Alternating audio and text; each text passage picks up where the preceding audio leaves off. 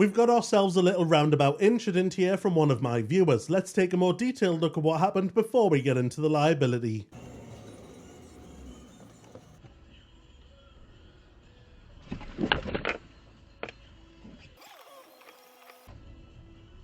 So my viewer was behind the blue Corsa at the entrance to the roundabout. My viewer has been concentrating on the vehicles coming around the roundabout rather than keeping their focus on the car ahead. They assumed that there was a gap to move into and so have moved forward, and in doing so they've nudged the rear of the blue Corsa. We can see just after the little impact that a white car crosses the entrance to the roundabout, so it was correct that the blue Corsa driver waited and gave way to that vehicle, as they should be giving way to all of the lanes on the roundabout. This is because if it's not a spiral roundabout, cars that are on the roundabout will likely look to return to the default left position and could move left as you enter the roundabout, which could result in a collision if you don't give way to them. The two drivers settled this matter privately, but if they did go through their insurers and a claim was made, my viewer would have been found completely responsible. That's because you should not lose focus on any cars ahead of you and should be looking forward before moving off to make sure that any traffic ahead of you has moved off also. One thing to note is that even with little incidents like this on modern vehicles, it is well worth getting the car checked out even if there isn't any visible damage. Often there can be damage underneath the bumper,